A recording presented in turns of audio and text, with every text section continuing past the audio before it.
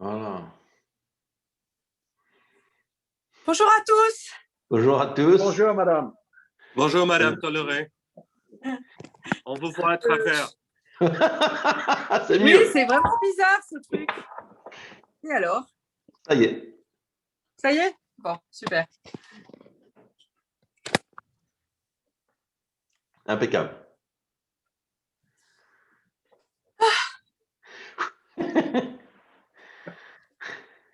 Du stress, oui. Yeah. I felt a bit dizzy. J'étais un peu en biais là. J'avais mal au cœur.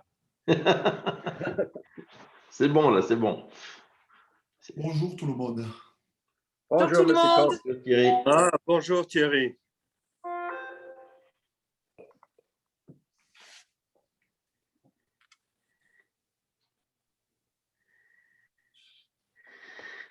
On est presque tous là.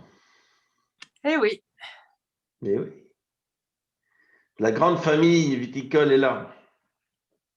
Oui.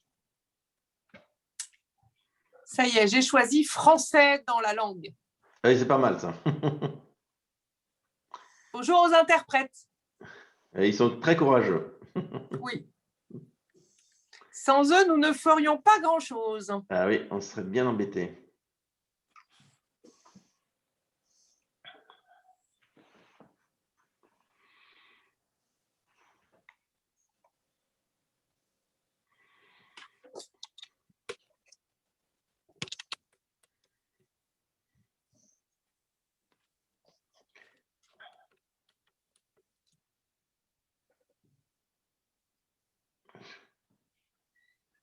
Bon, ça rentre, ça rentre, ça rentre.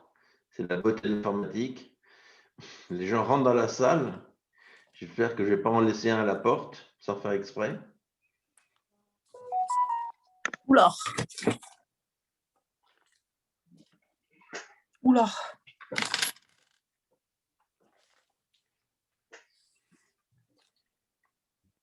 Yes. Je crois que nous pouvons commencer. Francisco.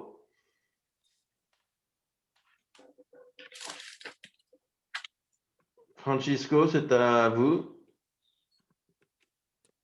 Il faut mettre le son par contre. Bonjour, comment ça va? Très bien. Bonjour. Bonjour. Bonjour Francisco. So, good morning, everyone. Buenos días. We'll start if you want. Bonjour Joao. I'm going to speak in Bonjour, Spanish Madame because Tolleré. I think I have Salut. translation. Ready? Yeah, all the translation, you click on interpretation or So, thank you translation very much, and all you of have a and channel. I'm I- sorry because the German didn't went, but next time we will have also German, but it will be a step of progress. But we have also already Spanish, Italian, French, and English.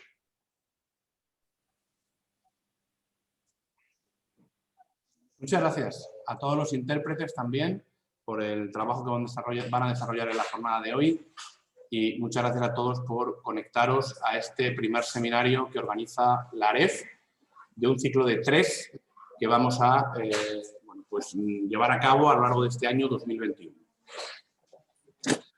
Contamos hoy con la presencia de parlamentarios europeos, del jefe de unidad de vino de la Comisión Europea, con productores de varios países y con también representantes de administraciones públicas agrarias de regiones europeas. La AREF tiene en este momento, dentro de su organización, 41 regiones asociadas con las cuales trabajamos en el objetivo de defender los intereses de los viticultores europeos. Esas 41 regiones son para nosotros una cifra de partida. Estamos trabajando para aumentar el número de regiones miembros de la AREF, para aumentar nuestra fuerza. En este momento Castilla-La Mancha, una región española muy importante en producción de vino, la más importante del mundo, tanto en superficie como en volumen de producción, ostenta la presidencia y nuestro objetivo precisamente es reforzar el papel de la organización, conseguir que desde la AREF se defiendan mejor los intereses de los productores europeos. Por eso también estas jornadas, estos seminarios que pretenden básicamente poner de manifiesto la importancia de este sector, captar la atención de aquellos que no forman parte de la organización y llegar a las instituciones comunitarias con las cuales tenemos la obligación de trabajar. En los últimos años hemos tomado dos decisiones importantes. En primer lugar, el traslado de la organización a Bruselas para defender mejor nuestros intereses y estar más cerca de las instituciones comunitarias. Y en segundo lugar, una alianza con Farm Europe para que pues nos sirva esta organización, que también ejerce la labor de lobby en Bruselas, como pues herramienta para llegar a más lugares y conseguir más información. Y yo creo que en esto estamos avanzando. Espero que para todos sea útil. Si alguna de las personas que está conectada en este momento tiene interés en conocer más sobre la organización, estamos a su disposición a través de la página web de la organización y sobre todo a través de nuestro hombre en Bruselas, Ainar de Clemón, que nos está escuchando en este momento y que se ha encargado de organizar esta jornada. Sin más, paso a hacer muy brevemente mi intervención para no retrasar la de los demás ponentes. Van a intervenir otras 6 personas, aparte de mí, en esta jornada y creo que nos van a aportar visiones distintas. Participa la europarlamentaria Pina Picierno, del grupo de los progresistas y socialistas en el Parlamento Europeo. Va a participar también Irene Tolleret, del grupo de los renovadores europeos. Las dos están en pantalla, por lo menos yo las tengo en pantalla. Las quiero saludar y les quiero agradecer su presencia. Invitamos también a un representante del Grupo Popular en el Parlamento Europeo que excusa su asistencia, el señor Zoido, que no ha podido acompañarnos en esta mañana. Y también van a intervenir Ángel Villafranca, que es el presidente de las cooperativas agroalimentarias en España, y también Thierry Coste, que es viticultor y expresidente del Copa Colleca en el grupo de vino. Y finalmente intervendrá nuestro vicepresidente primero de la AREF, que es viticultor de Luxemburgo y que también, por su cargo de vicepresidente de la AREF, lo es del grupo del Comité de Productores de la AREF y también presidente del Consejo Europeo de Comercio del Vino. Todos ellos seguro que van a contar cosas muy interesantes y yo quiero hacer un par de reflexiones o algunas reflexiones muy rápidas para no extenderme, como decía. En primer lugar, la primera respecto al momento que vivimos en el sector del vino, a la coyuntura en el mercado del vino y bueno, pues este es un mensaje que dirijo muy directamente a Joao Onofre, que es el jefe de unidad de vino de la Dirección General de Agricultura de la Comisión Europea, al que le quiero agradecer su presencia porque sé que ha hecho un esfuerzo muy importante y probablemente va a ser un poco el que va a recibir todas nuestras propuestas, todas nuestras cuestiones, y eso a veces es pesado para el que tiene que hacerlo. Le agradezco que esté con nosotros, sé de su compromiso, le conozco personalmente y creo que nos puede ayudar a avanzar en las cuestiones que nos preocupan a todos. Como decía, en la coyuntura, sabe el jefe de unidad, pero sabemos todos también la situación difícil que está viviendo el sector del vino. Hemos hablado a lo largo del año 2020 de la problemática de los aranceles de Estados Unidos al vino europeo. Esto nos ha lastrado mucho en el año 2020. También hemos hablado largo y tendido sobre la situación originada por el COVID-19 en un mercado como el del vino, que tiene como destino final muchas veces la restauración, el cierre de la hostelería, de los bares, de los restaurantes, no solamente en Europa, sino en todo el mundo, ha hecho que disminuya el comercio de nuestro producto y a esto se une recientemente el efecto de la bueno, pues extraordinaria ola de frío ártico que ha afectado sobre todo a Francia, al norte de Italia, al centro de Europa en general. Bueno, pues estas tres cuestiones, los aranceles, el COVID-19 y la reducción prevista de cosecha en estos países como consecuencia de la situación climatológica, nos sitúan en una posición de dificultad. Por eso desde la AREF venimos demandando la puesta a disposición del sector de recursos extraordinarios a nivel europeo. Esta cuestión la planteó el ministro de Agricultura español en el último Consejo del Ministro de Agricultura, el día 26 de este mes, también en marzo, y bueno, pues ha tenido el apoyo de 17 Estados miembros, que no es una cifra pequeña, 17 Estados miembros que consideran necesario que se ponga a disposición del sector del vino europeo recursos adicionales para afrontar esta situación de dificultad. Creo que es un momento clave en el que esos fondos que son o que están previstos para situaciones de crisis, de emergencia, se pongan a disposición del vino, que lleva muchos años sin pedir que se activen mecanismos extraordinarios a nivel europeo. Y creo que es el momento, porque debemos dar una respuesta para los viticultores en un continente que depende en gran medida del sector del vino por muchos motivos, no solamente por el motivo económico directamente, sino por lo que el vino representa para la construcción europea. La AREF es una herramienta que tienen las regiones y los países europeos para presumir de lo que es la cultura del vino. El vino nos permite llegar a muchos lugares con el nombre de Europa. El vino nos permite presumir de Europa en el mundo, porque el vino es Europa. Esa es la percepción que se tiene en gran parte del planeta. Hoy representamos el 63% de la producción mundial, pero todo el mundo sabe que la cultura del vino viene de aquí, de Europa. Y creo que es un momento en el que las instituciones comunitarias deben demostrar que están del lado de los viticultores. Yo quiero trasladar un mensaje de apoyo a los viticultores, sobre todo franceses, pero también del norte de Italia y de los países de Centro Europa, de solidaridad por la situación de dificultad que están viviendo. Sabemos muy bien lo que es eso, el campo depende mucho de la climatología. Cada vez es más difícil prever estos cambios climatológicos que suceden fuera de época. Nos tenemos que hacer a la idea, hay que trabajar en mecanismos de gestión de riesgo para hacer frente a estas situaciones y también en esto debemos trabajar a nivel europeo. En segundo lugar, un mensaje respecto a la situación más bien a medio y largo plazo del sector del vino, ya no tanto coyuntural. El vino depende de la reforma de la PAC que en este momento se está negociando, depende de que hagamos bien la negociación, de que la hagamos bien en los trílogos entre la Comisión, el Consejo y el Parlamento Europeo en este momento, y también de que luego en los Estados miembros lo hagamos bien, porque la PAC ya no es tan común como era antes. Esta es una cuestión que también debemos mirar con lupa. Yo creo que para eso instituciones como el Parlamento Europeo son muy útiles, muy interesantes, porque no puede ser que la PAC sirva para generar distorsiones entre Estados miembros.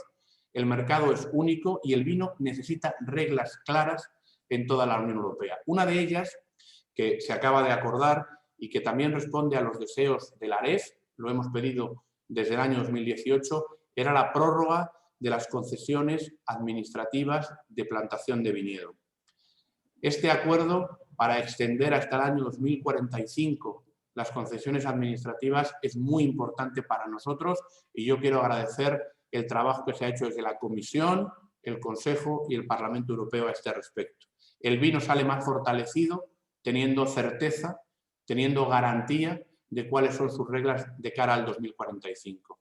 Y el vino es un sector distinto al resto de sectores y necesita esta regla tan importante que limita de alguna manera las plantaciones y las regula hasta el año 2045. Pero dentro del contexto de la PAC, que ahora se está negociando en esos trílogos y que estamos trabajando en los Estados miembros, necesitamos también certezas desde el punto de vista de las prácticas enológicas, necesitamos claridad respecto al compromiso de la Comisión Europea, de la Unión Europea, en la promoción del vino en terceros países, para que siga siendo una herramienta imprescindible dentro de los programas de apoyo al sector del vino en nuestros países, porque es muy importante, son muy importantes esos mercados para fortalecer nuestro sector y tenemos que seguir apostando por el origen, por las denominaciones de origen.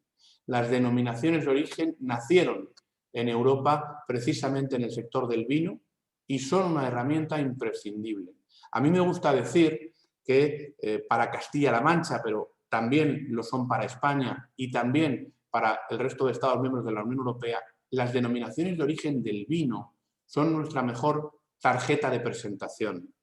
Son las denominaciones, son los productos agroalimentarios que nos permiten darnos a conocer en el mundo y tenemos que protegerlas bien, con normativa clara. No me quiero extender más, como decía, voy a finalizar esta intervención recordando un poco eso que decía al inicio de la cultura del vino, que de alguna manera defendemos desde la AREF.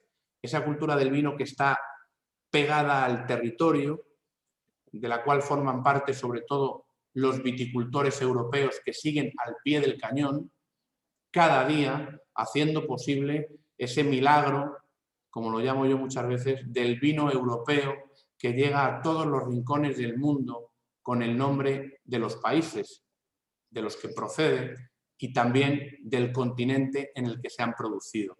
Esa cultura del vino que forma parte de pues nuestra diplomacia a nivel global, tenemos que protegerla. Esa será la tarea de la AREF y yo espero contar con todos, con las instituciones también que hoy participan en esta jornada y a las que vuelvo a reiterar mi agradecimiento. Paso la palabra, entiendo, a Ainar, que es el responsable de la AREF, que está, como decía anteriormente, también al pie del cañón en Bruselas. Él coordina el resto de intervenciones y estoy, en todo caso, a la disposición de todos los que queráis posteriormente hacer alguna pregunta. Muchas gracias. Ainar, cuando quieras. Merci Francisco pour cette excellente introduction qui résume bien nos inquiétudes et nos espérances, parce qu'il ne faut pas vivre que d'inquiétudes, mais aussi d'ambition. Je pense que la REF est là aussi pour soutenir l'ambition de la viticulture européenne et pas uniquement ses inquiétudes. Et je passe maintenant la parole au député Pina Picierno, qui va donc lui présenter sa vision des choses. Merci Pina.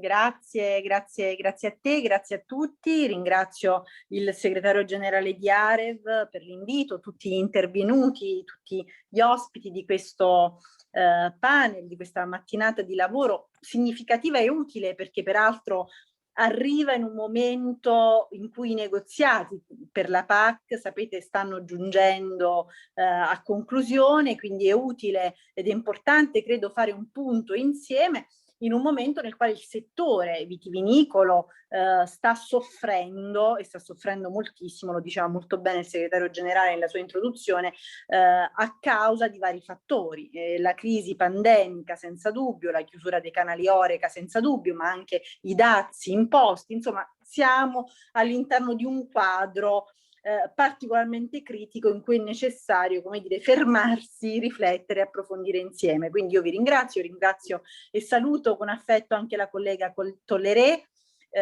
Condividiamo insieme una esperienza bella di approfondimento, di studio e di condivisione, come appunto quella dell'intergruppo Wine and Spirits. Siamo insieme vicepresidenti appunto di quell'intergruppo. Allora, come sapete, io sono parte del team negoziale del Parlamento per il gruppo Socialisti e Democratici, del team negoziale appunto che si occupa della PAC. Io mi occupo in particolare del regolamento orizzontale e quindi diciamo del dossier tra i tre della PAC, che è sicuramente più tecnico, perché in qualche modo si occupa della gestione del finanziamento e del monitoraggio della PAC. Quindi sicuramente è quello più tecnico, ma anche in qualche modo quello che ne definisce la struttura, anzi vorrei dire la natura della nuova PAC, perché il nuovo modello di prestazioni o il New Delivery Model è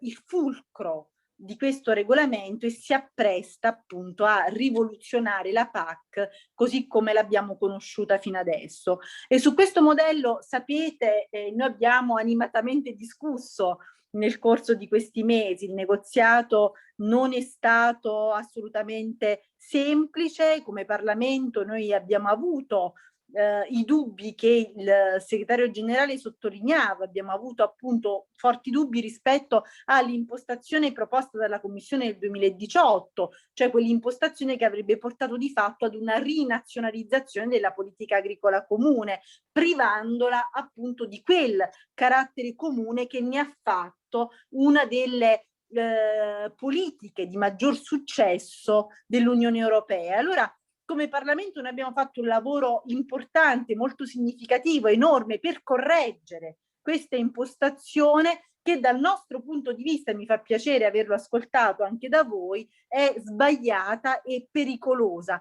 non solo per la reputazione stessa della PAC, ma anche e soprattutto per i nostri agricoltori, per i nostri viticoltori, che si sarebbero trovati in un mercato unico con una concorrenza completamente sfalsata e ingiusta. Il nuovo modello si basa infatti sulla performance della PAC, come tutti ormai sappiamo, ma non è su questo punto che il Parlamento ha messo in discussione il nuovo modello. Noi infatti pensiamo che misurare in qualche modo i risultati ottenuti sia giusto, sia opportuno, ma dobbiamo farlo in un contesto in cui vi è un controllo europeo e non solo nazionale delle regole e dei risultati.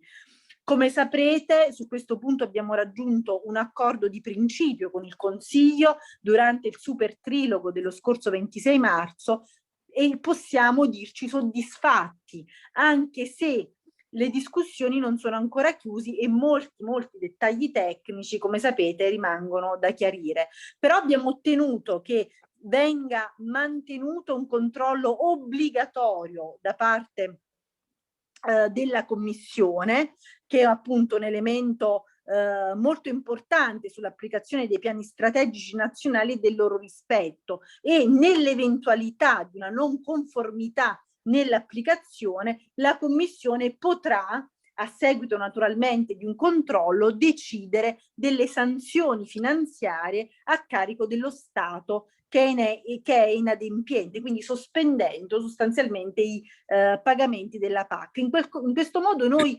riusciamo a garantire quello che è un controllo europeo appunto della PAC, pur mantenendo quella flessibilità che ci viene richiesta e che è anche necessaria per gli Stati membri, che potranno ovviamente adottare i loro piani in base alle peculiarità di ciascun Stato membro.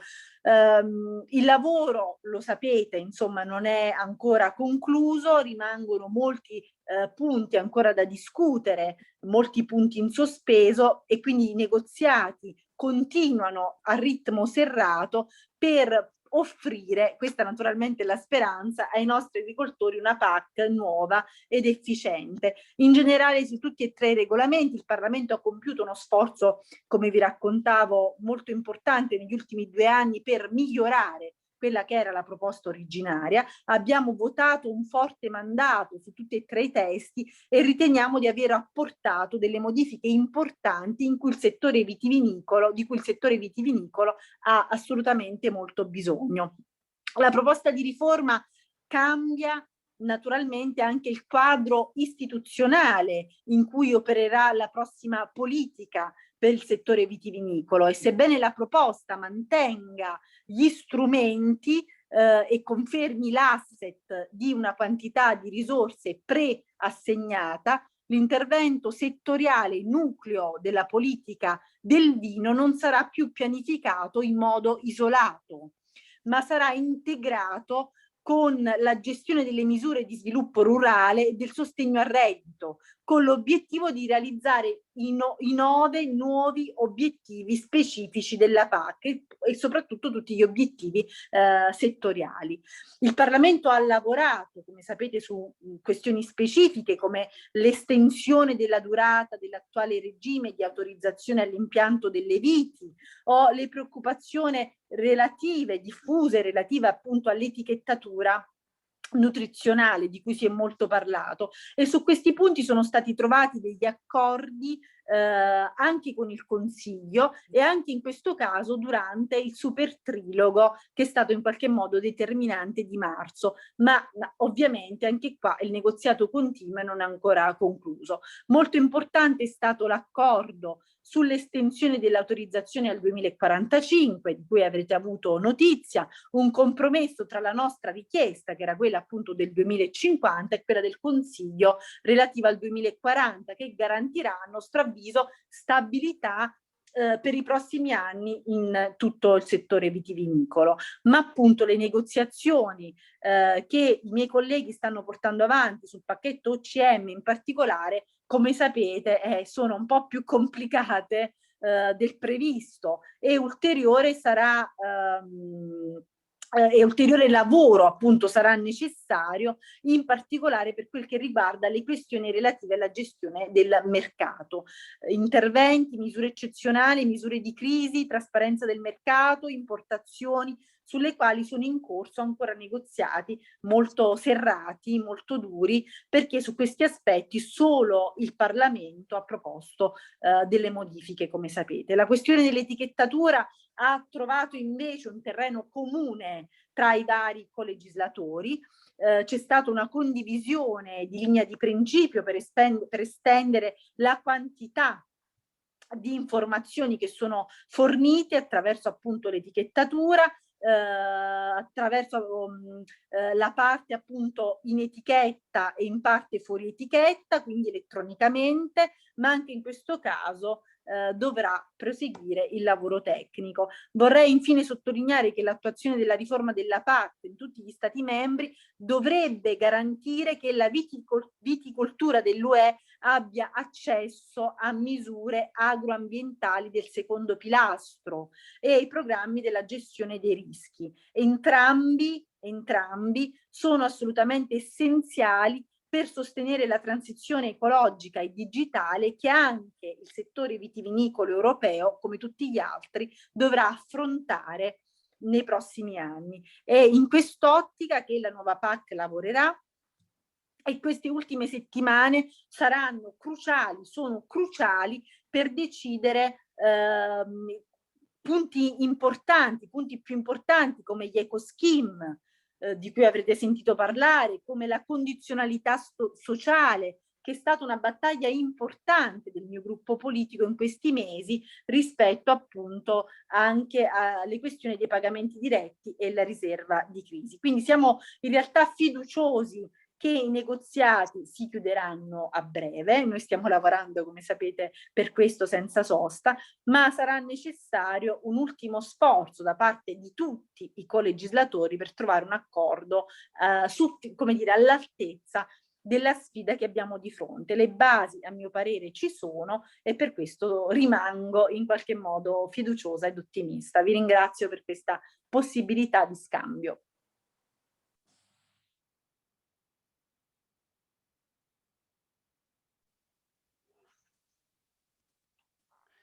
Merci beaucoup pour votre très bonne intervention, très, très intéressante. Et nous allons passer maintenant la parole à notre députée Irène Tolleret. S'il vous plaît, Irène, à vous. Merci beaucoup. Tout d'abord, j'aimerais remercier les organisateurs de cet événement de m'avoir invité. Le secteur viticole traverse actuellement un moment qui est très difficile. Il est vraiment important que nous analysions ensemble sa situation et que nous partagions les défis du futur ensemble. Les programmes nationaux de soutien à la viticulture, le régime d'autorisation des nouvelles plantations ont donné des bons résultats. C'était les résultats qui étaient escomptés. Le bon état de la santé de la filière avant la crise de la Covid-19 et avant les sanctions américaines montre bien que les choix politiques étaient appropriés. Toutefois, la crise liée à la pandémie et également la forte dépendance externe du secteur et le changement climatique ont clairement montré des points faibles qu'il faut améliorer. Les intempéries extrêmes, comme les gels qui ont été vécus récemment en France, mais aussi dans d'autres pays de l'Union européenne, montrent la forte vulnérabilité du secteur viticole et globalement de tous les agriculteurs européens face au changement climatique. Nous allons avoir des épisodes climatiques plus violents, plus fréquents, plus vastes, alors qu'avant, on avait des petits événements localisés et moins fréquents. Donc, dans le futur, il faut que nous trouvions des solutions efficientes pour augmenter la résistance des cultures aux problèmes climatiques. Ceci est crucial si nous voulons avoir une agriculture forte qui sache relever les défis économiques et environnementaux du futur. À cet égard, je voudrais vous annoncer que lors de la prochaine plénière du mois de mai, la Commission de l'agriculture du Parlement européen présentera à mon initiative une question orale pour attirer l'attention de la Commission européenne sur la problématique suscitée par les échanges gel qui vont provoquer une perte historique de récoltes en France notamment. Il faut renforcer la réponse de l'Union européenne face aux crises, à toutes les crises.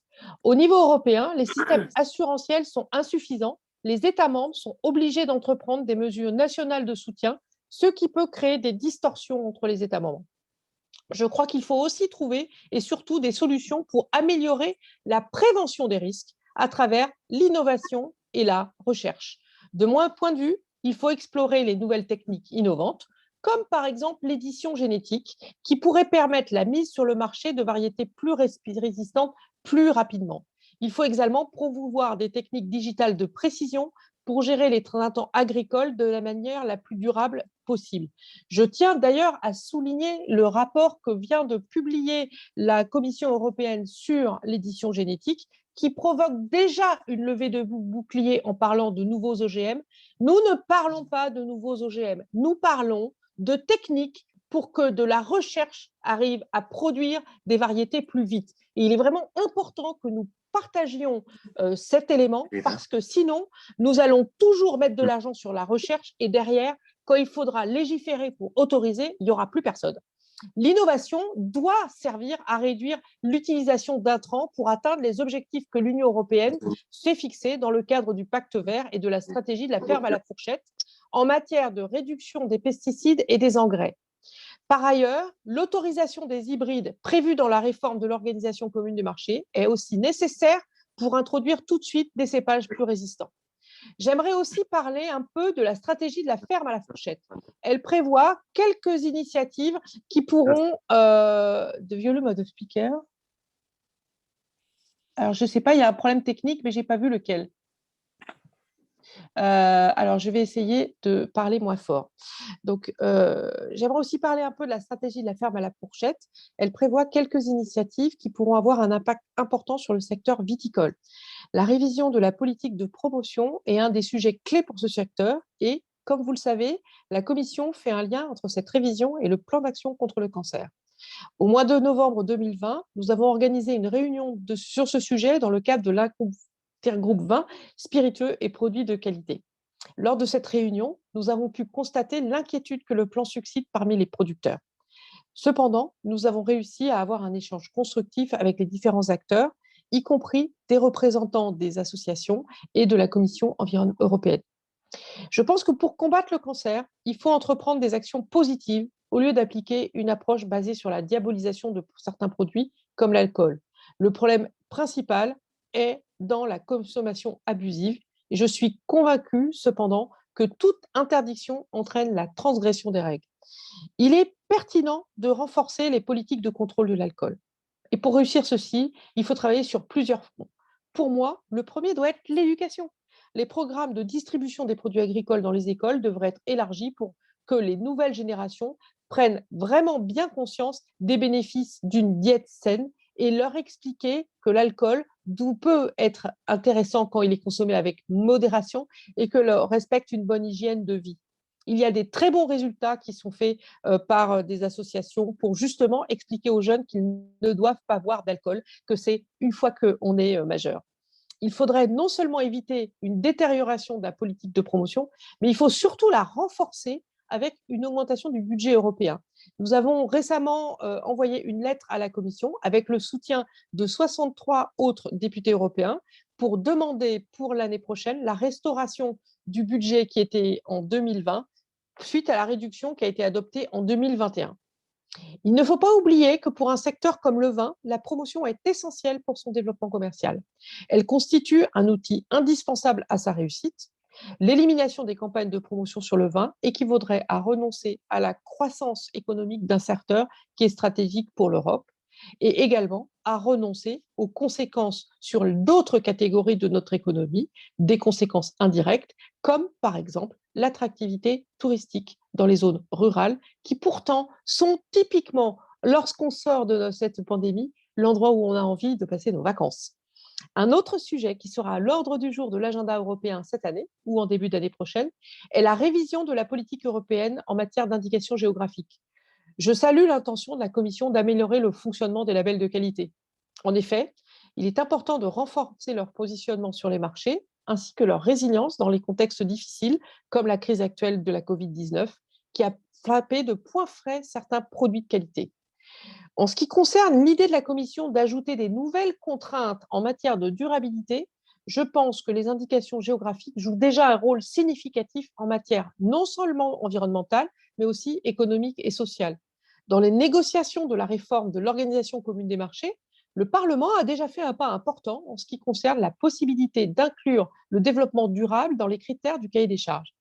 Je suis certaine que les producteurs sont conscients de l'importance de respecter l'environnement, mais la nouvelle révision de la législation en matière d'indication géographique prévue par la Commission ne devrait pas se traduire par une surcharge administrative et économique insurmontable pour les producteurs. N'oublions pas qu'ils doivent déjà respecter les règles de la conditionnalité environnementale de la politique agricole commune. Par ailleurs, je considère important de maintenir une différenciation claire entre les appellations d'origine protégées et les indications géographiques protégées, car elles représentent des liens différents avec le territoire. Diminuer cette distinction peut être contre-productif pour la réputation de ces deux régimes. Il faut également garder une législation spécifique pour le secteur du vin, séparée des autres secteurs, pour préserver les particularités liées à la viticulture. Pour terminer, et bien vous montrer qu'au Parlement européen, nous avons une différenciation très importante au niveau de la politique, puisque nous travaillons ensemble avec les autres groupes politiques, je voudrais féliciter M. Andrié pour les négociations qu'il a menées dans le cadre de la réforme de l'organisation commune des marchés, dans le chapitre viticole notamment. Je pense que ce secteur est le grand vainqueur de cette réforme de la PAC. Le Parlement, appuyé par le Conseil des ministres de l'UE, a réussi à préserver et à améliorer les outils existants, notamment le régime d'autorisation de nouvelles plantations qui va être prolongé jusqu'en 2045, ce qui offre une sécurité juridique au secteur viticole, sécurité qui est d'autant plus nécessaire en ce moment très difficile pour la filière. Je vous remercie pour votre attention et merci encore de m'avoir permis d'être parmi vous pour cet événement.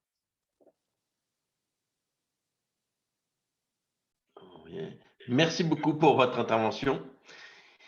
Je pense que maintenant, nous avons eu deux témoignages de personnes fort au courant et fort motivées pour faire passer le message.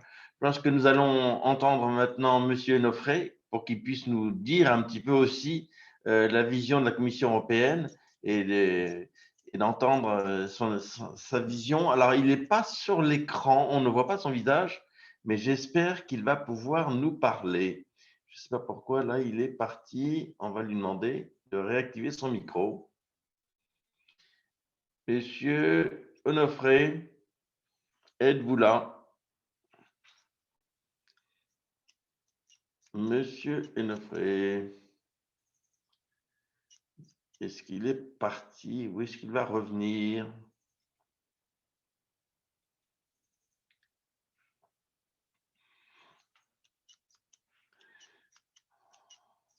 Sinon, on va peut-être demander à Angèle Villafranca de présenter, puisque M. Onofré a un petit souci technique, j'ai l'impression.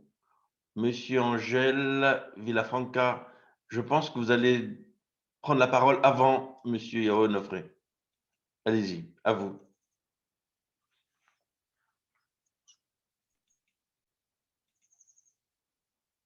Allez-y. Voilà.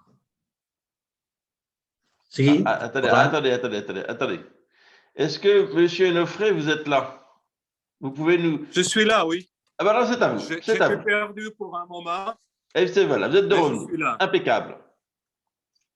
À vous. Merci. Excuse-moi, Jean-Angèle. À vous. OK, je suis désolé, j'étais absent pour un moment. Je vous remercie de m'avoir invité à cette occasion. C'est un point très important du débat sur l'avenir du secteur vin. Les intervenants précédents ont déjà mentionné les aspects fondamentaux qui sont sur la table dans le cadre de la réforme de la PAC pour l'avenir du secteur. On considère qu'il est extrêmement important d'arriver à ces objectifs en vue de l'avenir du secteur vin, notamment la question des hybrides, la question de l'étiquetage, la question des vins désalcoolisés, et aussi pour vous, c'est aussi important d'une certaine manière de pérenniser la question des autorisations de plantation. Il est important d'y arriver, mais je voudrais vous dire qu'on n'est toujours pas là. Il faut, malgré les efforts du rapporteur, Andrieux, et du Parlement, il y a des sujets difficiles sur lesquels le Parlement a encore certaines ambitions qui peuvent risquer l'avenir des progrès dans le secteur vin. Donc, mon premier message, c'est une certaine confiance qu'il est très important de ne pas perdre cette occasion en or pour donner des instruments régulatoires au système vin pour pouvoir adresser les défis qui sont là. Ils sont là aujourd'hui, hein. Comme vous voyez par les dégâts du gel, ils ne seront pas là dans 20 ans, ils sont là aujourd'hui. Retournons à la situation qui est présentée comme très difficile du secteur. On a une vision qui est de la Commission qui accompagne toujours la situation. C'est clair que les gels qui se sont passés en France et en Italie et à certains pays de l'Europe de l'Est montrent très clairement que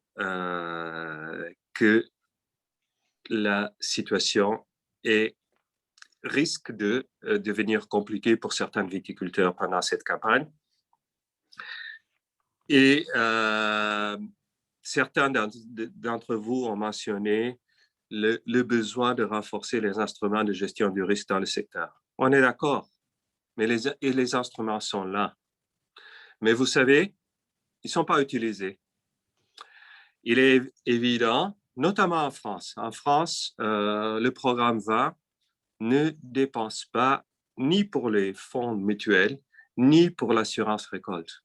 Évidemment, la France a choisi de mettre leurs moyens sur la restructuration, sur les investissements et sur la promotion, au lieu de le mettre sur la prévention des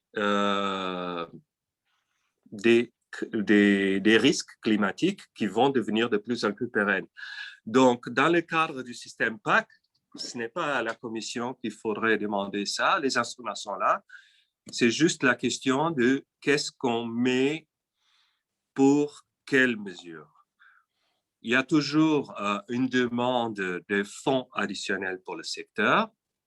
Et là, j'aimerais être assez, et les gens qui me connaissent savent que je suis assez direct, il y a une demande de soutien additionnel au secteur.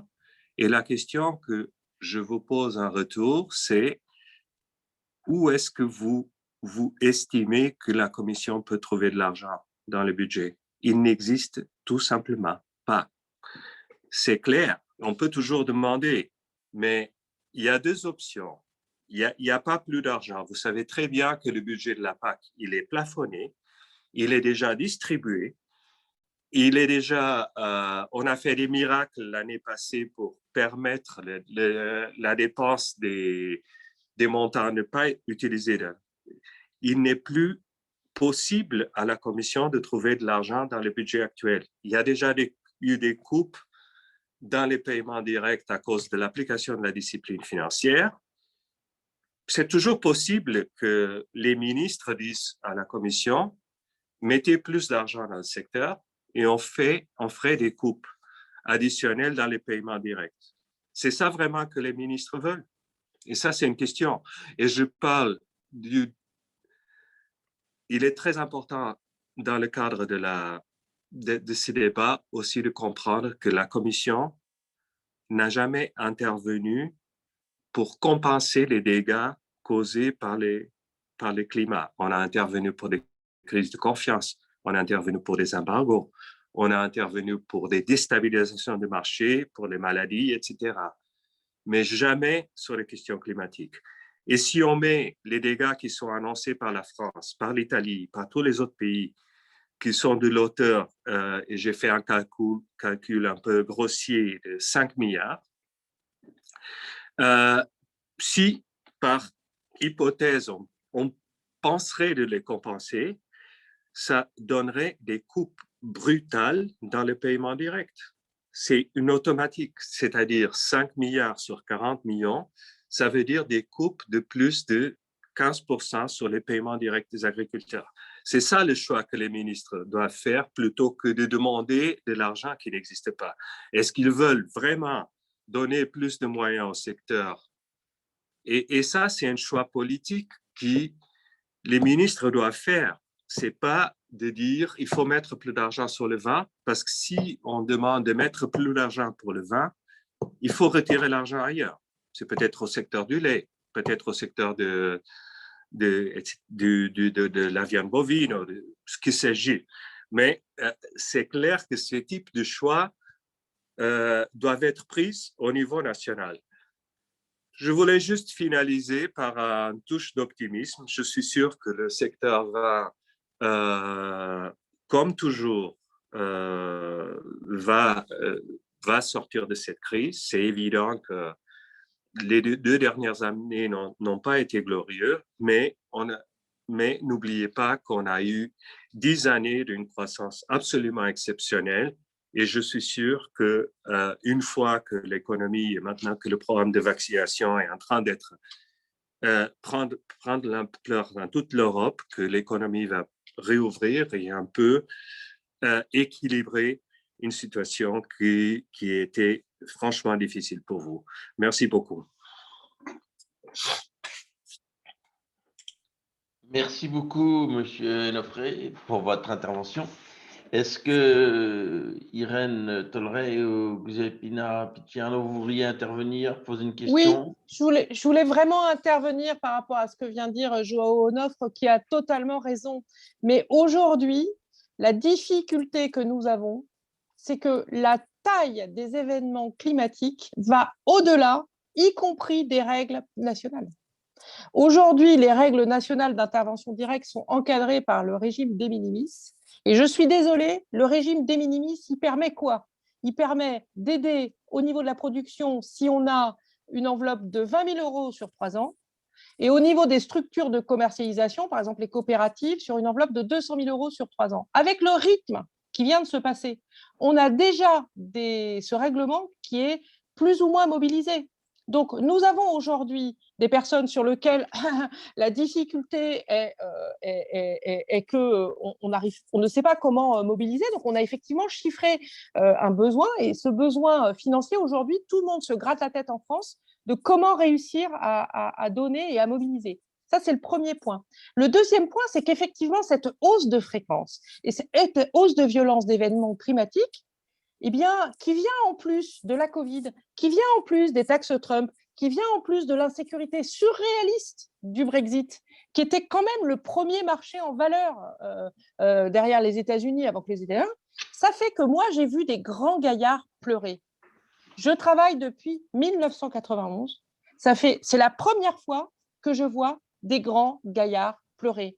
C'est la première fois que je vois des présidents de CAF coopératives qui disent « on va avoir des suicides ». C'est la première fois que je vois des présidents de CAF coopératives qui disent « bon, on ne sait pas comment on va installer des jeunes ». Et je ne vous parle pas des jeunes agriculteurs qui viennent de s'installer dans les 4 dernières années, parce qu'eux-mêmes, ils ne voient juste pas comment ils vont faire, même s'ils sont assurés. même s'ils sont assurés. Donc, je crois qu'il y a vraiment un sujet sur le risque climatique où il faut que nous soyons d'un volontarisme total sur, le structurel. Le structurel, c'est d'avoir des variétés qui soient résistantes au changement climatique. On va le faire simple. Et donc, qu'on les autorise le plus rapidement possible. Donc, qu'on les cherche et qu'on les trouve le plus rapidement possible. Et ça, c'est vraiment du structurel, y compris sur la sécheresse. Et le deuxième point, qu'on réfléchisse à l'assurance, parce que le truc qui est bien clair pour tout le monde, aujourd'hui, le système assurantiel agricole en France, c'est comme si le système assurantiel des voitures était financé que par des automobilistes qui avaient à chacun des accidents chaque année. Donc ça ne peut juste pas marcher. Donc il faut qu'on se pose la question de est-ce qu'on est sur une solidarité européenne? Est-ce qu'on est sur une solidarité nationale? Est-ce qu'on est sur une solidarité régionale? Et on le pose sur la table et derrière, on avance. Mais des pandémies, on en aura d'autres. Voilà. Merci. Merci beaucoup, Madame la députée. Écoutez, donc merci pour ces précisions. Je pense passer maintenant la parole à Monsieur Angèle Villafranca. À vous, il faut que vous allumiez votre micro, par contre. S'il vous plaît, Angèle.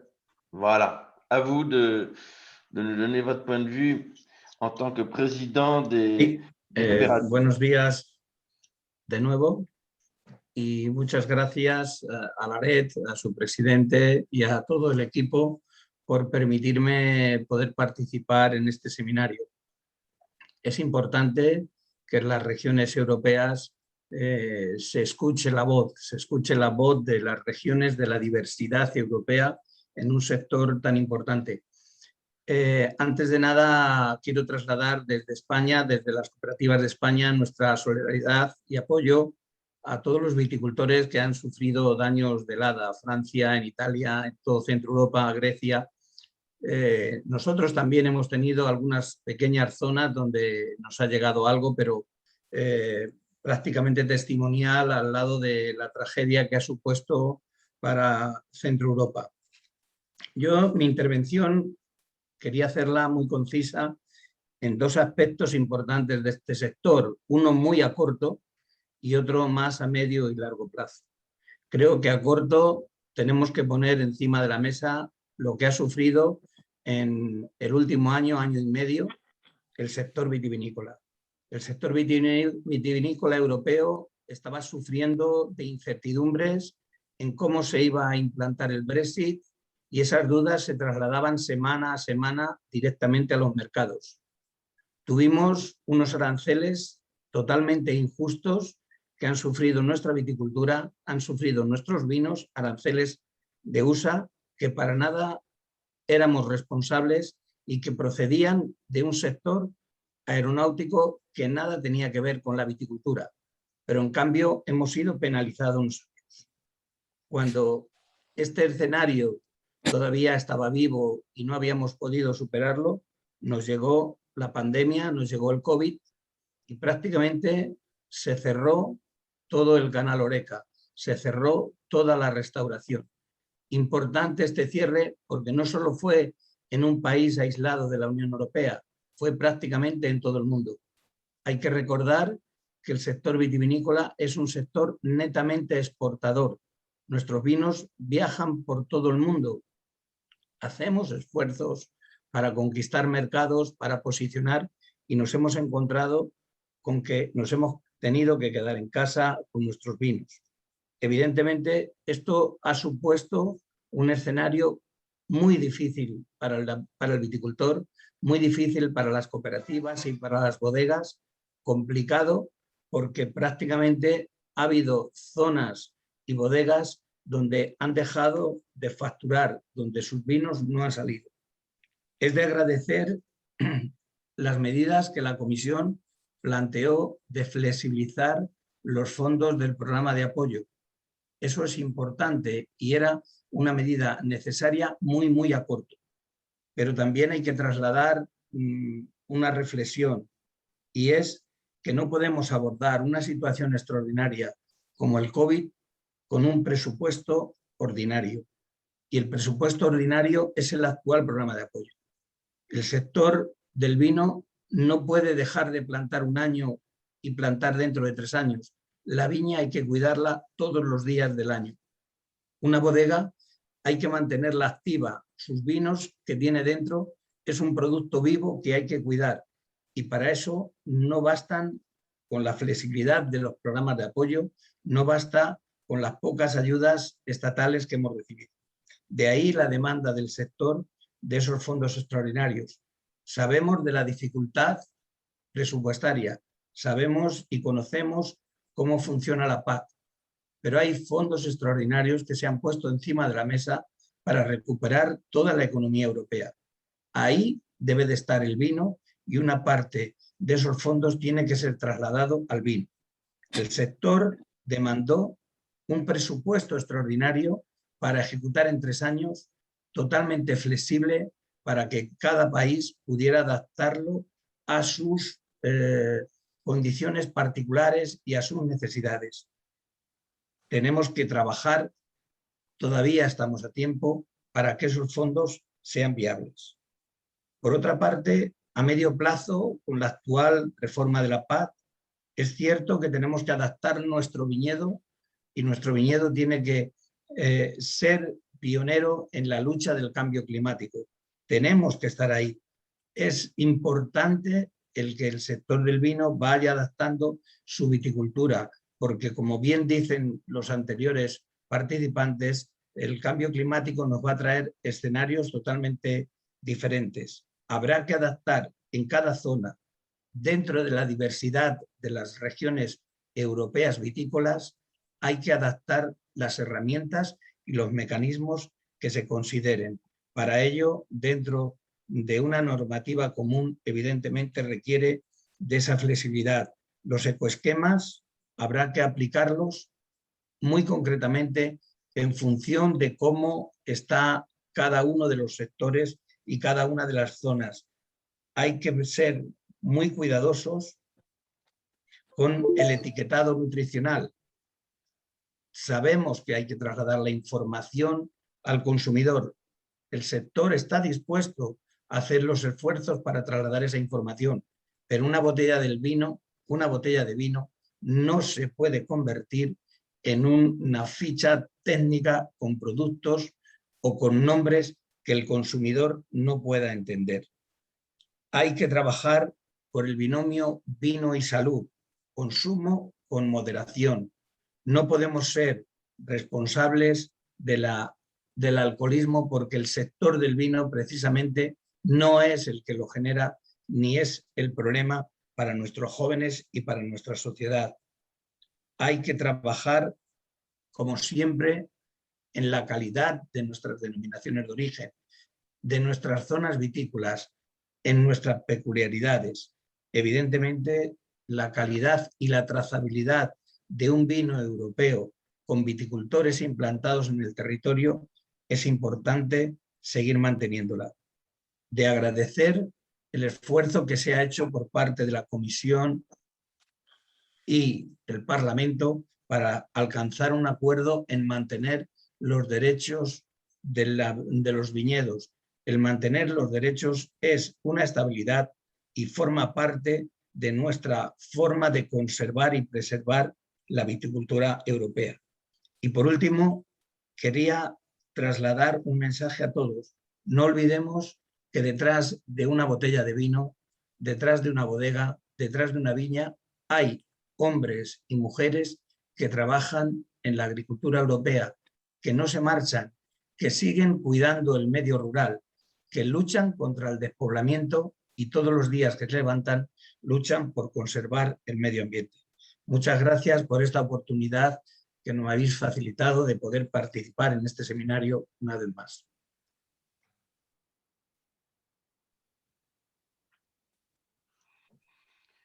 Merci infiniment parce que je pense que c'est très très intéressant ce que vous venez de dire aussi. C'est-à-dire que c'est toute la production qui aujourd'hui quand même souffre. Je pense qu'on a... Alors évidemment le gel, je suis français donc je suis viticulteur donc je connais cette souffrance. Elle est terrible, elle est très complexe, très difficile, mais je pense qu'il y a un réel travail aussi comme on peut appeler ça un plan Marshall, on peut appeler ça comme on veut, mais je pense qu'effectivement, la dimension de la souffrance que nous connaissons aujourd'hui est au-delà de ce qu'on pouvait imaginer, de ce qu'on peut imaginer. Et je pense qu'il faut des mesures totalement exceptionnelles. Et je vais du coup transmettre la parole à Thierry Coste, qui lui va parler aussi avec sa vision et sa connaissance du métier. À vous, Thierry. Merci. Merci Hénard. Merci à la REF pour l'invitation. Même si c'est au titre d'ancien, un qualificatif auquel je dois m'habituer. C'est pas facile. Beaucoup a été dit et je pense que la gravité de la situation est palpable autour de toutes les interventions. Je vais essayer de ne pas être redondant et voir si je peux amener un peu plus à la réflexion, à la discussion. Juste un rappel, une particularité de notre filière.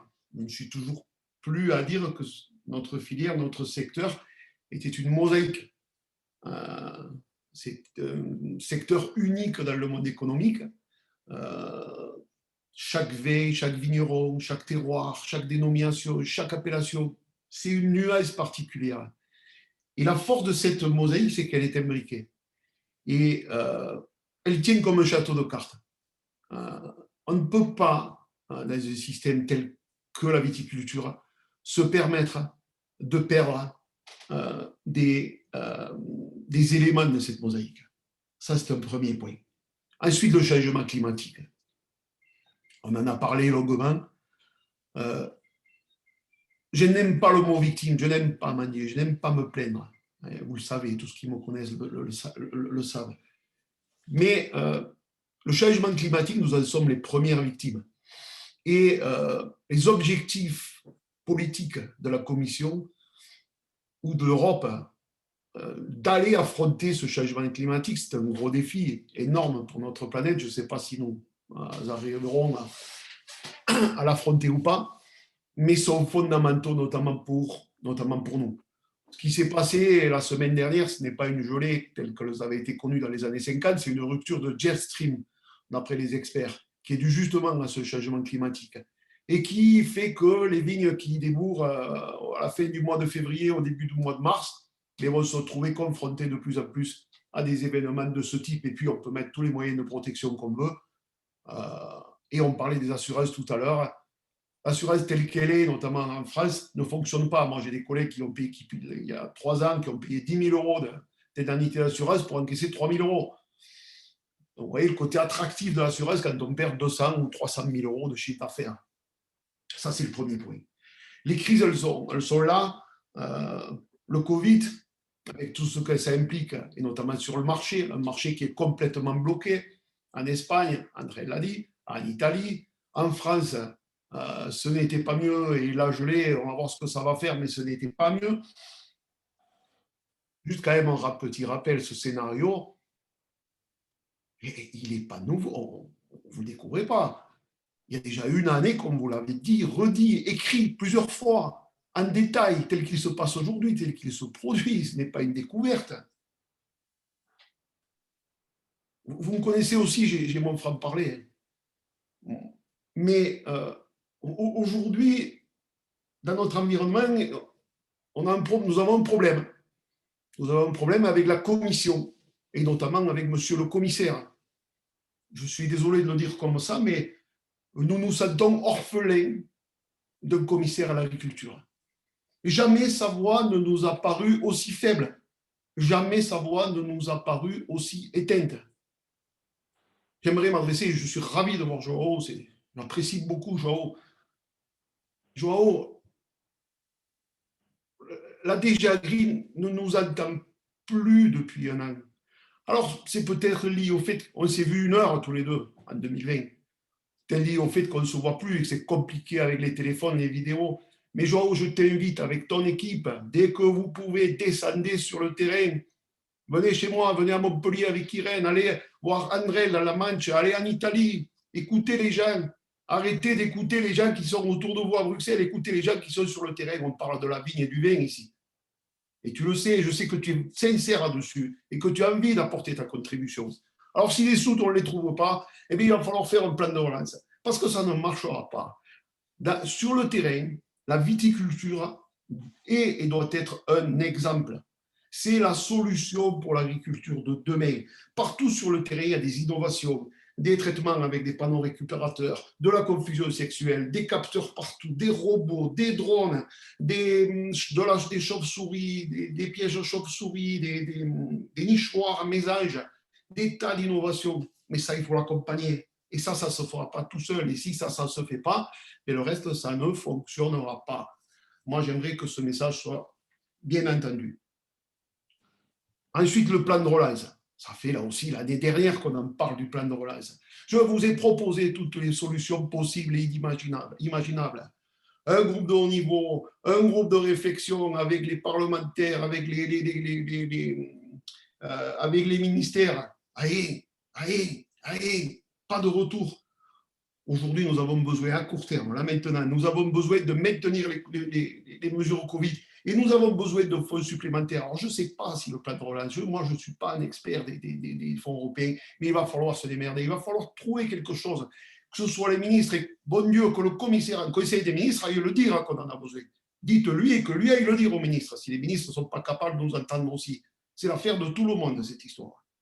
Ensuite, à moyen terme, pour accompagner la relance, il faut fixer des objectifs.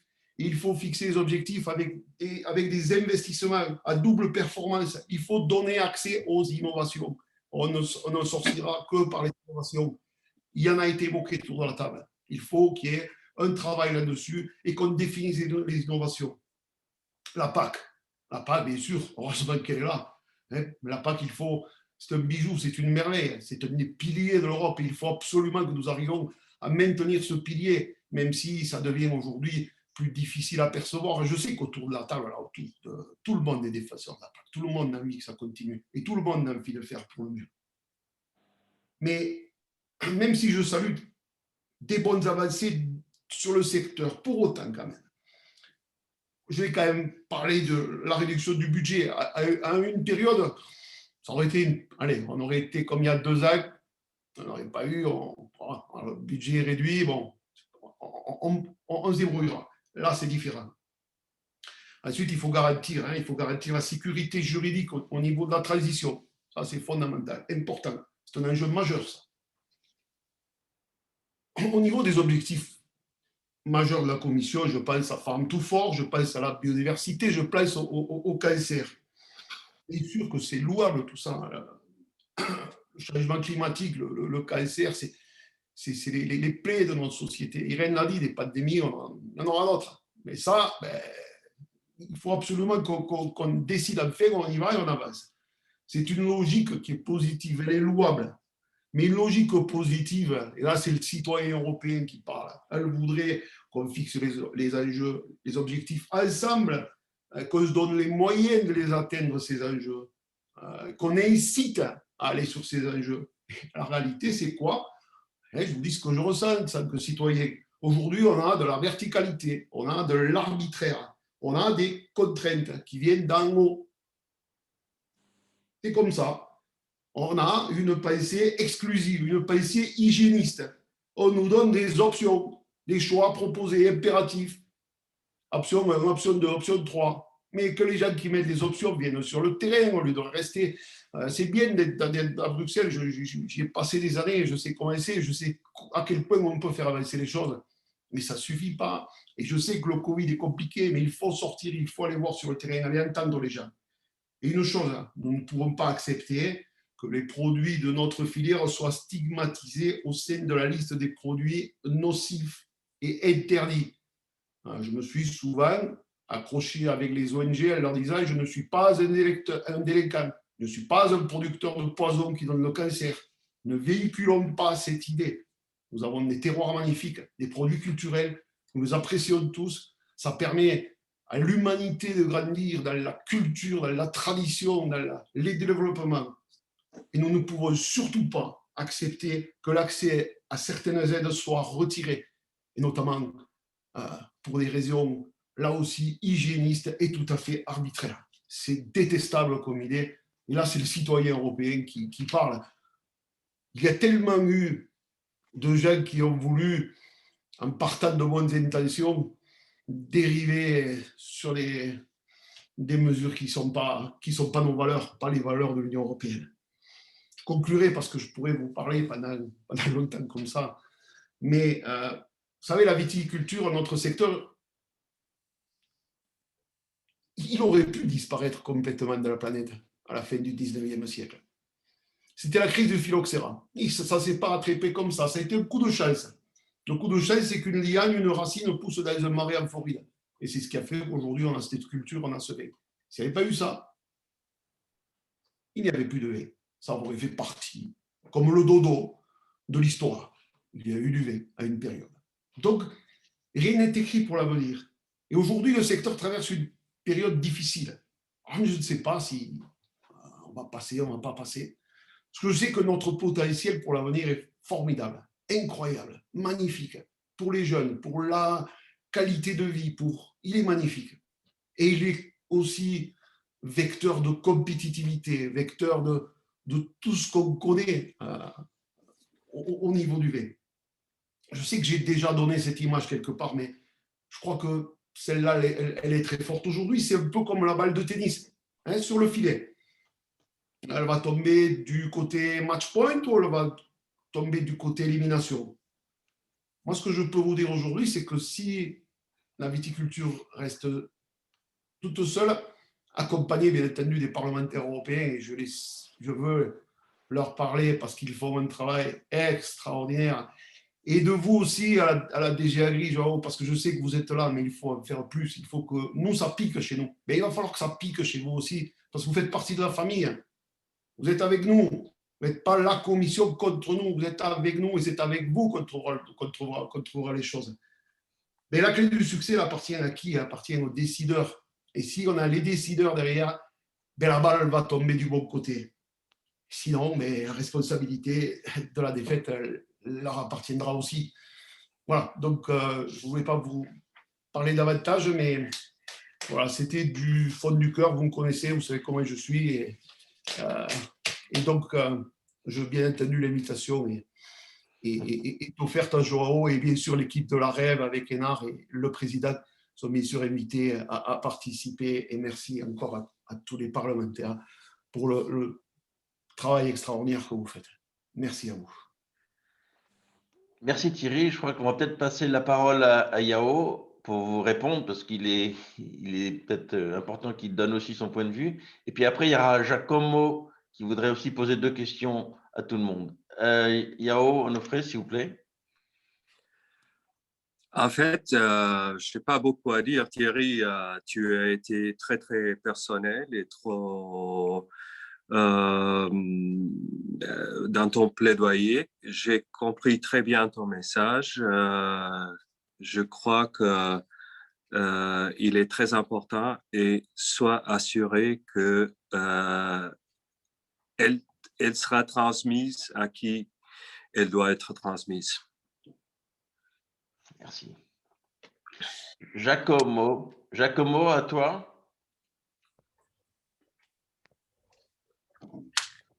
Sì, buongiorno, grazie mille. Mi è stata data la possibilità di fare un paio di domande orale e ne approfitto. Prima di tutto grazie mille appunto ad Aro per aver organizzato questo dibattito molto interessante. La prima domanda è appunto più in generale sulla riforma della PAC e sulle iniziative del Green Deal. Ovviamente è già stato detto, la riforma non è stata ancora conclusa, ma la Commissione ha già iniziato a portare avanti Farm to Fork e biodiversità. E come si sa, le proiezioni a livello economico non sono molto buone. Degli studi appunto parlano di una riduzione dall'8 al 12%, e in particolare il settore vino potrà vedere ridotte le proprie esportazioni del 20%. E quindi io vi domando, a chi vuole rispondere, come poter organizzare quindi una transizione ecologica che è necessaria, ma senza le conseguenze economiche che sono state immaginate. Una seconda domanda che penso possa essere rivolta all'onorevole Tolleré riguarda appunto le misure di assicurazione e di protezione dei viticoltori. Appunto, considerando gli effetti negativi del cambiamento climatico sulle vigne europee, non sarebbe magari opportuno rivisitare o includere nuovi strumenti di incitazione all'assicurazione climatica appunto della PAC, proprio dentro la PAC? E in particolare magari revisionare proprio il fatto che basarsi su una media olimpica, una moyenne olympique dei 5 anni passati, ne riduce fortemente l'utilità degli strumenti che sono adesso a disposizione. Grazie mille e buona continuazione. Grazie. Merci. Yao, vous voulez répondre pour la première partie? Oui, merci beaucoup. En effet, c'est une question très intéressante. J'ignore les données des études dont vous présentez. La seule chose que je dois vous dire, c'est que dans le cadre de la Farm to Fork, la Commission s'est engagée à faire une analyse d'impact approfondie sur toutes les initiatives qui sont y afférentes. J'ai du mal, c'est évident il y a énormément de dispositions de la Farm to Fork qui risquent d'affecter le secteur du vin. J'ai du mal à voir pourquoi ça doit amener à une diminution des exportations. Je ne comprends pas parce que évidemment que la direction du secteur, elle est claire. Augmentation de la valeur ajoutée, soutien aux indications géographiques. Évidemment, la valeur moyenne est en train de s'accroître. Notre réputation de nos vins dans le monde ne cesse pas de s'accrocher. La situation avec les États-Unis sera bientôt rétablie. Les autres pays de l'Asie ont des consommations de vin per capita qui sont très, très réduites. Notre capacité d'expansion dans ces marchés est évidente, elle peut accroître. Je ne vois pas du tout en quoi l'exportation serait tellement affectée. Je voyais par contre, à l'intérieur, avec la réduction des niveaux de pesticides, qu'il faut avancer vite, comme dit Irène Tolleré, vers les hybrides pour l'adaptation des questions de changement climatique, à un avenir où il y aura beaucoup moins de substances disponibles pour traiter les maladies du vignoble. Donc, c'est là, à mon avis, qu'il faut surtout se concentrer. Merci. Merci beaucoup.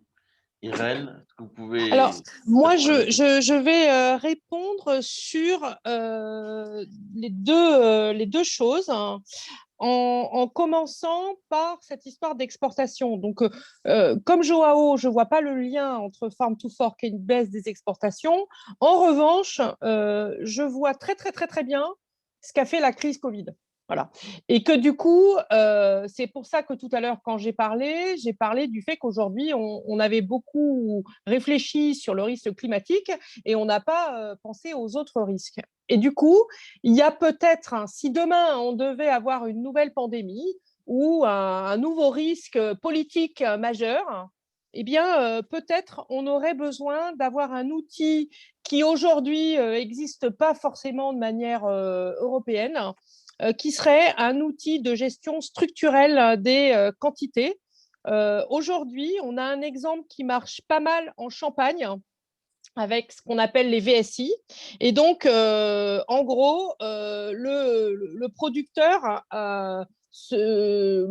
l'appellation, le signe de qualité, adapte le volume qu'il va commercialiser, qui va produire à son potentiel de commercialisation. Voilà. Donc, c'est un outil qui permet, si on a un gros déséquilibre, de réduire la voilure pour faire en sorte qu'on n'ait pas un effondrement de tout. Donc ça, je pense que c'est quelque chose qu'on peut poser sur la table, c'est-à-dire la mise en réserve, la sortie échelonnée des produits, la gestion du volume commercialisable. Voilà, donc c'est peut-être des choses ça serait des évolutions d'outils existants. Et c'est typiquement pour ça que de la même façon qu'on pose une question à la qualité, à la commission en mai, moi j'ai demandé à ce qu'on fasse un rapport d'initiative sur en gros le risque en agriculture, de manière à poser peut-être des nouveaux outils sur la table. Profitons-en, comme le disait Churchill, il ne faut jamais gâcher une bonne crise. Donc, profitons-en pour faire avancer ce qui doit l'être.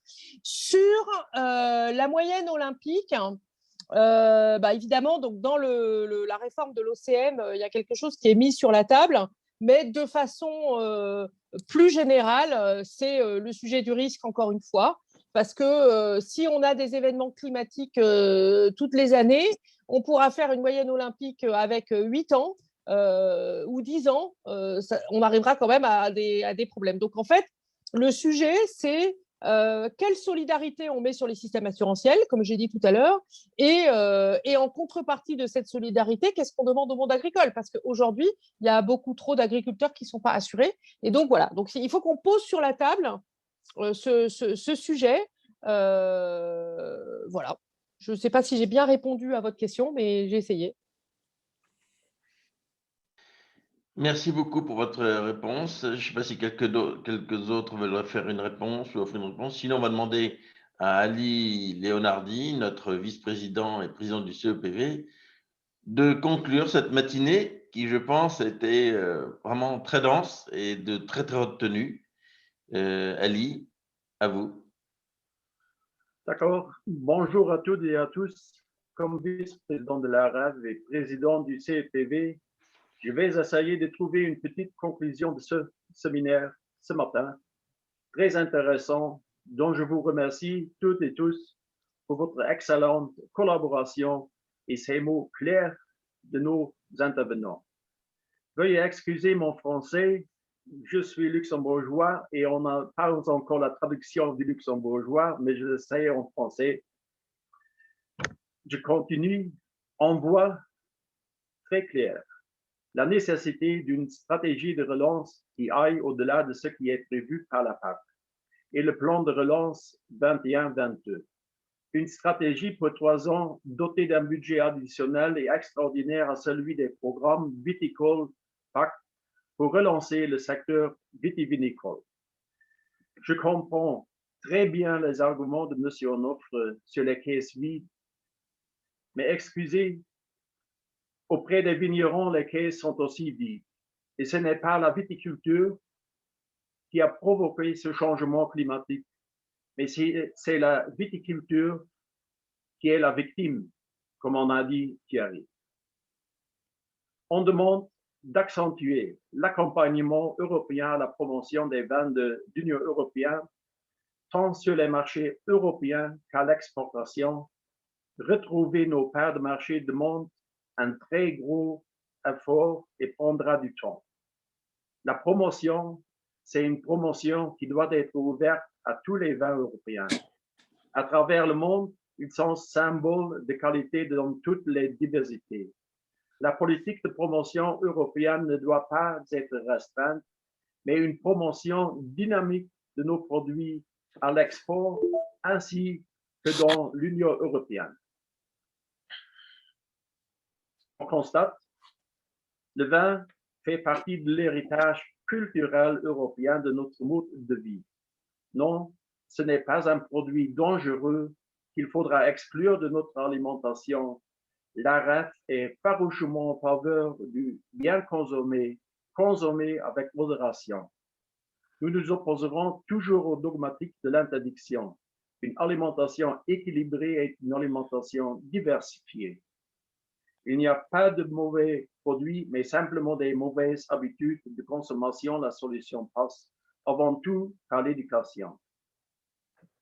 On exige, pour répondre à la fois aux objectifs du Green Deal, d'une transition écologique de l'Europe et aux impératifs économiques, la viticulture européenne doit être accompagnée sur les chemins de plus grande durabilité et particulièrement dans l'implémentation de la viticulture de précision. Deuxième point, intensifier les efforts pour augmenter la biodiversité tout en sachant que les vignerons de génération à génération, ont travaillé et conservé des terres fertiles. L'engagement a été particulièrement important dans les vignobles à forte pente. Continuer à permettre à la faune de se diversifier, la viticulture n'est pas responsable de la disparition des insectes. Avoir accès aux avancées technologiques en matière de variété, le débat qui s'ouvre en Europe sur l'édition génomique est d'une importance extrême pour réussir dans nos objectifs de viticulture de double performance. Impuissants face au changement climatique, les responsables politiques cherchent à attribuer la responsabilité de ce changement à des minorités. Ils doivent comprendre que la viticulture n'est pas responsable de ce changement, je l'ai dit déjà, mais on subit les conséquences. Et puis, se rajoutant à l'ensemble de ces difficultés, je ne peux pas passer sous silence les conséquences sévères du coût du gel, discuté aujourd'hui, subi par les viticulteurs, surtout en France, mais aussi ailleurs. Je veux ici leur dire toute notre solidarité. Il faudra trouver des changements, des solutions. Nous devons nous baser sur le bon sens et le bon sens nous invite à être inclusifs et considérer que la vitalité des régions rurales est une des solutions majeures pour le Green Deal européen soit effectif. Dans ce cadre, l'agriculture et la viticulture pour nombre de régions est un bras armé qui nous sera plus que jamais indispensable. Si le Green Deal veut réellement être un succès et non du positionnement politique qui aboutira à de la décroissance au détriment de l'Europe, il faut d'abord bâtir un plan de relance de la viticulture, lui donnant des moyens d'investir dans le double performance et donner accès aux innovations. On y a réfléchi déjà, on a pensé à des solutions et on a trouvé déjà des solutions pour le financement de ces solutions. Il faudra fixer des objectifs, donner les moyens d'y arriver et inciter plutôt que décider de contraintes aveuglement imposées arbitrairement d'en haut. Le vin, il est un produit qui fait partie de l'histoire, des traditions et de l'ADN de la culture européenne. Il fait partie de nos paysages et les façonne. La viticulture dans l'ensemble, ainsi que la viticulture en forte pente, est l'épine dorsale de notre territoire rural, générant une activité socio-économique qui maintient nos villages en vie et freine le dépeuplement. Il fait également partie du régime méditerranéen reconnu par l'Organisation mondiale de la santé et qui, consommé avec modération, contribue à l'un des modes d'alimentation les plus sains de la planète. Il a également été déclaré patrimoine culturel immatériel de l'humanité par l'UNESCO. Pour toutes ces raisons, il est nécessaire que les institutions européennes écoutent attentivement les demandes de ce secteur et pour lesquelles AREF sera à leur disposition pour canaliser et dynamiser les alternatives qu'ils mettent en avant à travers les sphères politiques et professionnelles des régions viticoles européennes. Mesdames et messieurs, je vous remercie pour votre attention. Merci Ali, peut-être vraiment merci, c'est très intéressant. Peut-être que Francisco, vous pouvez dire un petit mot pour nous dire au revoir à tous. Francisco, il faut appuyer sur le bouton. Voilà. Bueno, agradecer a todos su presencia. Creo que ha sido un éxito. Además, se ha producido un debate interesante en el que han participado dos parlamentarias europeas que están en el grupo Vinos del Parlamento Europeo y también el jefe de unidad de la Comisión Europea. Bueno, pues yo creo que entre todos hemos aprendido un poco más de vino, nos damos cuenta de la importancia del AREF y vamos a seguir trabajando en esta dirección. Espero que entre todos pues, podamos mejorar la situación coyuntural del sector y abrir nuevas puertas de ilusión futura, ¿no? Thank you very much to all of you. Grazie mille. Merci beaucoup. Nos vemos la próxima vez en el próximo seminario de AREF. Merci beaucoup. Merci. Merci encore à tous. Vraiment, merci. Merci beaucoup, c'était très, très intéressant. Merci. Gracias, au revoir. Au revoir. Gracias, muchas gracias. Au revoir. Au revoir. Merci, au revoir. Au revoir. Merci Thierry. A seguir cuidándose.